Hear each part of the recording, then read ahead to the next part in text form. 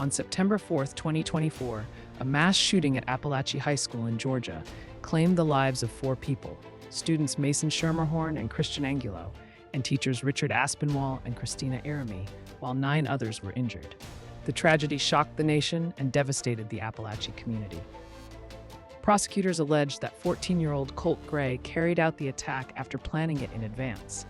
His father, Colt Gray, was separately prosecuted for providing the firearm used in the shooting, despite earlier warning signs about his son's access to weapons and behavior. In July 2026, Colt Gray pleaded guilty to all 55 criminal charges.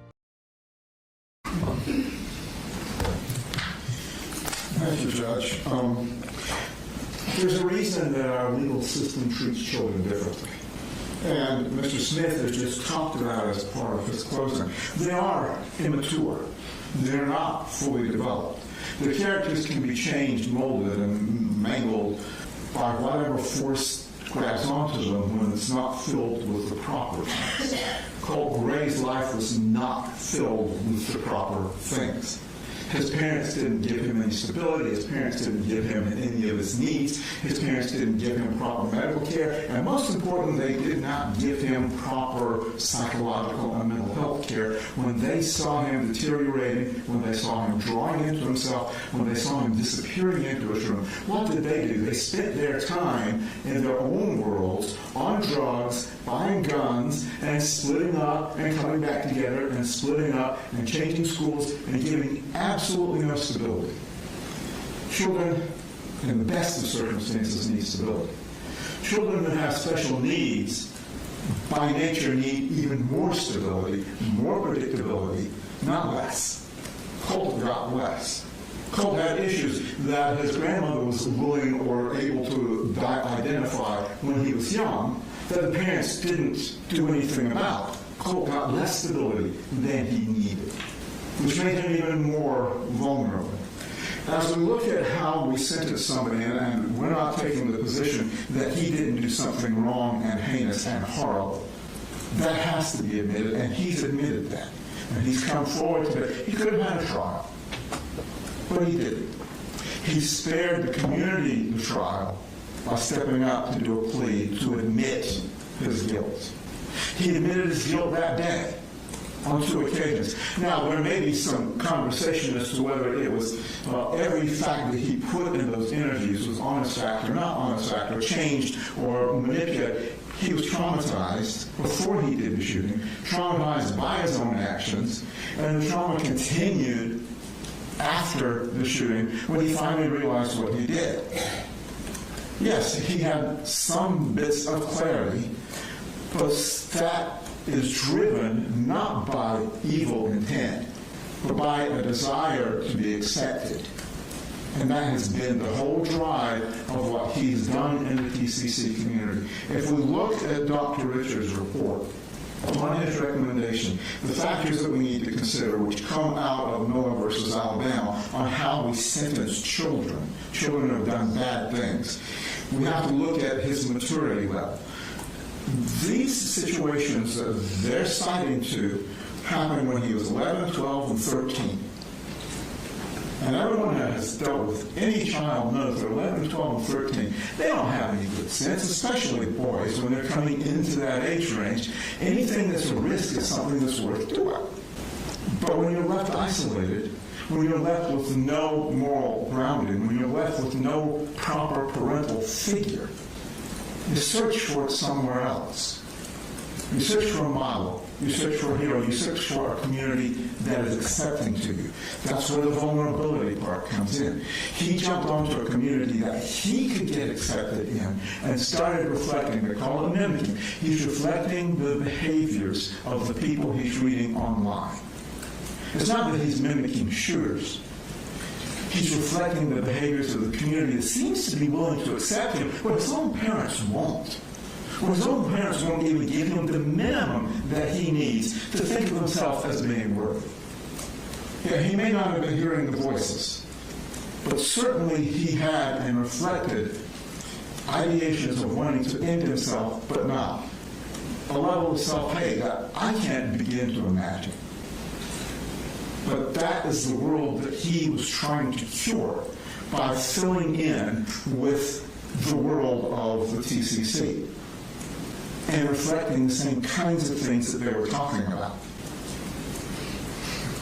Well, I understand that the victims have lost a great deal in this, but Colt has not really lost because he didn't have. He didn't have those supports in his family, and he didn't have the help that he needed. His parents were obviously totally abject failures. But when we're looking again at somebody who was 11, 12, and 13 when they were trying to fill a hole, we can't say that from this day forward they will never be right again, because the law gives us some room to have that discretion. The law tells us we have to consider these factors of immaturity, vulnerability, and the potential of redemption, sometimes referred to in the law as incorrigibility. He is not irretrievably broken.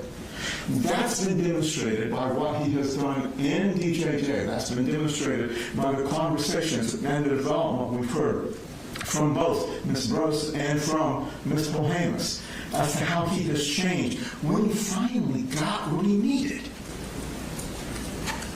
which nobody had given him until this event.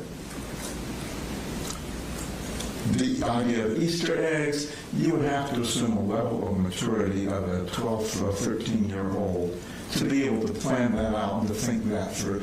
And we also need to look at the dynamic of Marcy and Colt in those conversations. Because a few months before that, Marcy had threatened to kill him. And now he's having a conversation where his mother is actually engaging with him, not threatening him. We've heard about from Miss Brose again, the defects cases where his mother had abused him, and his mother got drunk around him, or high, or whatever drug of choice she had at the time. And now she's in a conversation with her where she's laughing with him. It's not him encouraging her to do something bad. It's trying to hang on to something that he didn't have without these horrible events. Judge, this is a hard decision because so many folks have been injured in ways that are indescribable. We've heard them, the families, testify to the impact on their lives. But that impact does not overweigh the court's responsibility to look at the factors in Miller and to understand that Colt was at an extremely vulnerable time in his life when he didn't get what he needed at a very young age. And that certainly doesn't mean that once we give him what he needs now going forward, he can't be made a productive member of society.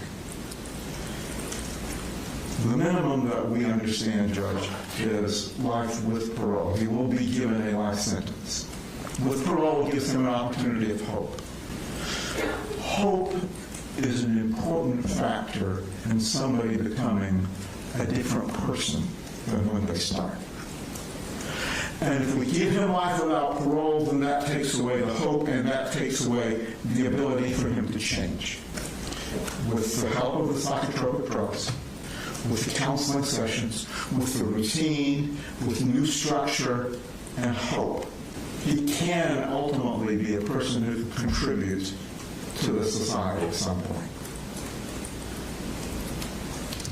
Life without parole, Judge, I personally think as a policy matter is too harsh for any teenager.